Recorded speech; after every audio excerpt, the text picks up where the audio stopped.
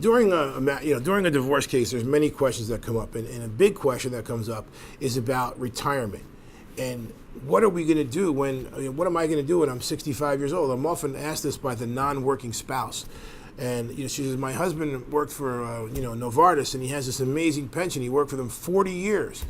And my answer to that person would be this. If you've been married 40 years and your husband has worked for Novartis 40 years and he is retiring in his 40th year, you are entitled to 1/2 of his pension with Novartis, in whatever form it comes in. 401k, qualified plan, qualified benefit, any type of plan he has, defined benefit, you get 50%. Okay?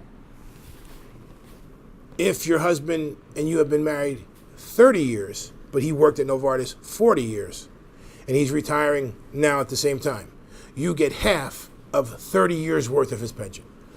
That's called the marital coverage fraction.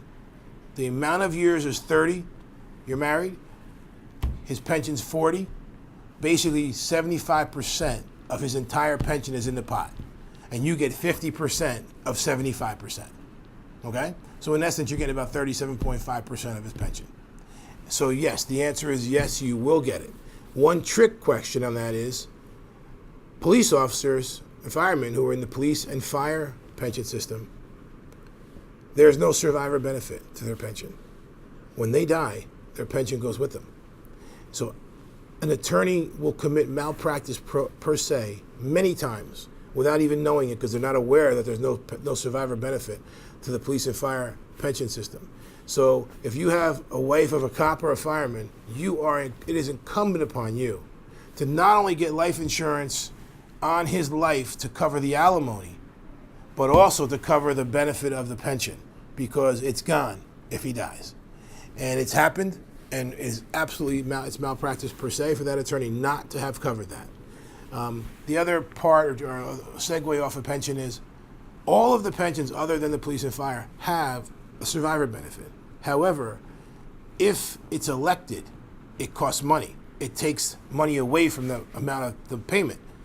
Many times the person who has the pension fights against paying for that survivor benefit and says if she or he wants the survivor, they have to take it.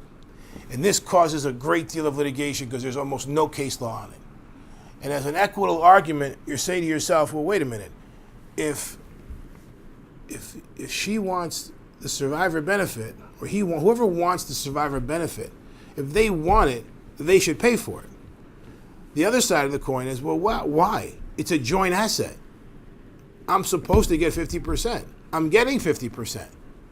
If he dies, why shouldn't I get my 50%?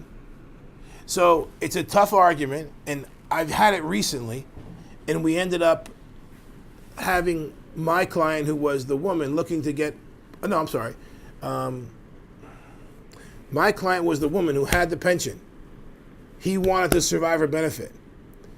And we reached a deal where he paid for a portion of it. Not 100%, it wasn't 100% zero. I think it turned out that he paid for 57% of it. So, and that was with an actuary who helped us come to that number. So there are ways to get to the bottom of it, but the answer to the first question is you are absolutely entitled to a piece of your spouse's retirement. Both ways. Whoever has it, the other one gets a piece of it.